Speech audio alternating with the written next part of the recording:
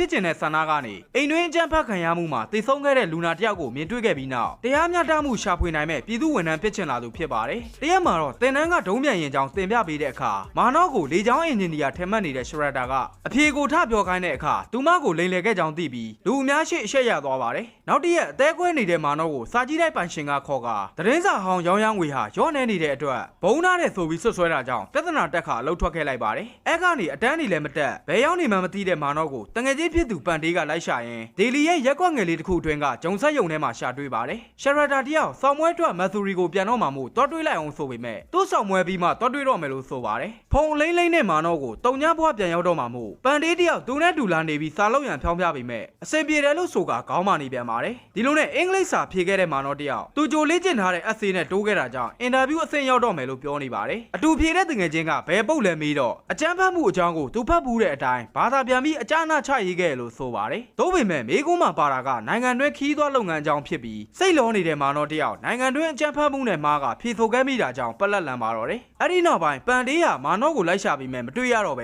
ဲသူမတောင်းပန်ခဲ့ရတဲ့မက်ဆိုရီကရှရတာရဲ့အိမ်ကိုလိုက်သွားခဲ့ပါတယ်။လိပ်စာအတိုင်းတောင်ပေါ်ကခြေလမ်း90မှာရှိတဲ့အိမ်ကိုရောက်တော့ရှရတာတို့မိသားစုကအမျိုးတယောက်မင်္ဂလာဆောင်သွားတယ်ဆိုတာကြောင့်ဖုန်းနဲ့ဆက်သွယ်ပြီးရှရတာရဲ့အချစ်ကိုသာရမယ်ဆိုရင်ကဘာကိုပါပြောင်းပြန်လှန်နိုင်တယ်လို့ဖွင့်ပြောလိုက်ပါတယ်။စိတ်လှုပ်ရှားသွားတာလားရှက်သွားတာလားမသိတဲ့ရှရတာကတော့ဒီတိုင်းဒေလီကိုပြန်ပြီးစာပြန်လုပ်ဖို့သာနှင်လွှတ်လိုက်တာကြောင့်စိတ်တက်ကြစွာမိုးရဲမြေကိုပြန်သွားပါတယ်။ညီမဖြစ်သူရာနီကလည်းအတော်လေးရွယ်ရောက်နေပြီးအဖေအမေနဲ့အဖွားကိုမေးတဲ့အခါမျက်နှာပြတ်သွားပါတယ်။မာနော့ရဲ့အဖွားဖြစ်သူဟာနောက်ဆုံးအချိန်မှာတော့သူမအတွက်မာနော့ရဲ့ဦးတည်ချက်မထိခိုက်စေခြင်းတဲ့အတွက်အသိမပေးရန်မှားသွားတာကြောင့်မိသားစုကမပြောပြခဲ့တာဖြစ်ပါတယ်။မာနော့ရဲ့မိခင်ဟာလည်းသူတို့ဘလို့အလုပ်ကင်တွေကောင်းနေကြအောင်အားလုံးအဆင်ပြေကြောင်းတွေလိန်ညာပြောဆိုနေပေမဲ့မိသားစုအခက်ခဲတွေမြင်တွေ့လာခဲ့ရတဲ့မာနော့တယောက်သူ့ဦးတည်ချက်လမ်းကြောင်းပေါ်ပြန်တက်ခဲ့ပါတယ်။ဂျုံဆက်ယုံမှာတနေကုန်လှုပ်ပြီးရသမျှငွေကိုမိသားစုအတွက်ပြန်ပို့ကညဘက်မှာတော့စာလုပ်ခဲ့ပါတယ်။တရက်သူ့ဆရာဂေါ်ရီရောက်လာပြီးဧည့်သည်တယောက်ပါတယ်ဆိုလို့ကြည့်လိုက်တော့သူ့အဖေဖြစ်နေပါတယ်မိသားစုစားဝတ်နေရေးကိုတော့မကြည့်ပဲသူ့အမှန်တရားသူ့အထက်အတွက်တကူတော်တိုက်ခိုက်နေတဲ့ရလက်ဟာ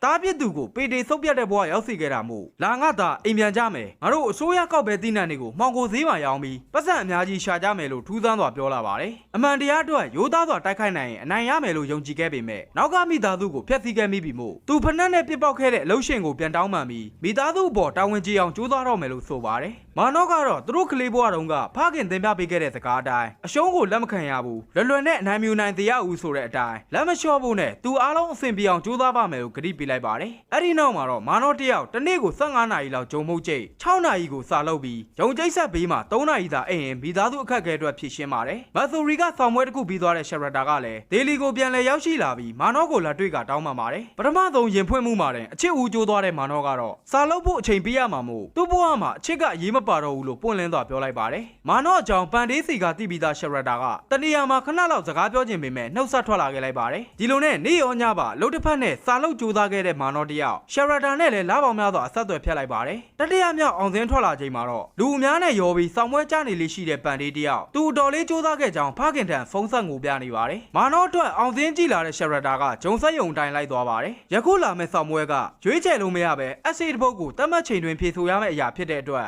အလုပ်တွေရက်ထားပြီးစာကိုသေးချာအိုင်ုံဆိုင်ဖို့တိုက်တွန်းခဲ့ပေမဲ့ဖြတ်တန်းနေရတဲ့ဘဝအခြေအနေချင်းမတူတာမို့သူ့ကိုဖိအားမပေးရန်အော်ထုတ်လိုက်ပါတယ်ပြီးတော့မှသူ့မိသားစုကြောင့်သူ့စိတ်ကြိုက်ရွေးချယ်ခွင့်မရှိတဲ့အကြောင်းတောင်းပန်ရှင်းပြရင်သူသေးချာစူးစမ်းပါမယ်လို့ကတိပေးလိုက်ပါတယ်သို့ပေမဲ့မာနော့တယောက်အဓိကဆောင်းပွဲကြီးအတွင်းကမေကွန်း20မှာ12ခုကိုတော့အနိုင်ဖြေဆိုခဲ့ရပြီးဆောင်းပွဲကြခဲ့တာကြောင့်အဲ့ဒီညဂေါ်ရီရဲ့ဆိုင်မှာအားပေးနေသိပ်ဖို့ရှရတာနဲ့အတူလက်ချင်တင်းကျပ်စွာစုပ်ကန်ရင်ထိုင်နေခဲ့ပါတယ်မူယူပြီးရောက်လာတဲ့ပန်ဒေးတယောက်ထိုမြင်ကွင်းကိုမျက်စိစပင်မွေးစူးတာနဲ့မာနော့ရဲ့ကြရှုံးမှုမှာရှရတာကြောင့်လို့ဆွဆွဲလိုက်ပါတယ်စိတ်ထိခိုက်သွားတဲ့ရှရတာဟာထားထွက်သွားတာမို့မာနော့လိုက်ခေါ်တဲ့အခါနေပြောမှုတဲ့အတိုင်းငါအချစ်ကိုရရင်ကဘာကြီးကိုပြောင်းပြန်လာမယ်ဆိုရင်အခုငါနင့်ကိုနက်နက်ရှိုင်းရှိုင်းချစ်တာမို့အခုပဲကဘာကြီးကိုပြောင်းလဲလိုက်တော့လို့အဖြစ်ပေးတာကြောင့်ခေါင်းနဲ့လက်ခနဲ့ပေါ်လာတဲ့နေရာကိုအားကုန်ပြေးသွားပါတယ်ထိုနေရာကတော့သူ့အကူညီလိုတဲ့မြည်သည့်အချိန်မျိုးမဆိုတောင်းဆိုရန်မှာထားသူရာရှိမိုဟန်ထံဖြစ်ပါတယ်အလုံးရှုံနေတဲ့အရာရှိကိုသူ့ဘဝအတွက်နောက်ဆုံးကြိုးစားမှာမို့ပင်မဆောင်ပွဲမှာခက်ခဲတဲ့အကြောင်းအရာတွေကိုမေးမြန်းခဲ့ပါတယ်စာအုပ်ကြည့်ပြီးအလွတ်ကျက်ဖြေဖို့ကပမာဏအဆင့်ဆောင်ပွဲအတွက်လွယ်ပေမဲ့ပင်မ ဆောင်မွဲအတွက်ဆို3နာရီစာမေကွန်း20ကိုတပုတ်9မိနစ်နဲ့စလုံးရည်200လောက်ရေးနိုင်မှရပါမယ်မေကွန်းတစ်ပုတ်ပြီးနောက်တစ်ပုတ်ကူးပြောင်းချိန်ရလဲစဉ်းစားချိန်စက္ကန့်40သာရတာမို့တဘာသာစာလုံးရည်4000နှုန်းနဲ့စာမေးပွဲ9ခုစာစာလုံးရည်3600ကိုအလင်းမီအောင်ရေးနိုင်ရပါမယ်လုံနိုင်ပါတယ်လို့တထစ်ကြပြောနေတဲ့မာနောကိုကိုယ်တိုင်အထုပ်ပတ်တိအကြောင်း9မိနစ်တွင်စလုံးရည်2000ချရေးခိုင်းပါတယ်9မိနစ်ပြည့်သွားတဲ့အခါရမ်းလွယ်ကူပါတယ်ဆိုတဲ့မာနောတယောက်သူတေချာနားလည်နေတဲ့သူ့ဘဝအကြောင်းအရာအပေါ်တဝက်တောင်ပြီးအောင်မရေးနိုင်ခဲ့တဲ့အတွက်နိုင်ငံတကာလုံခြုံရေး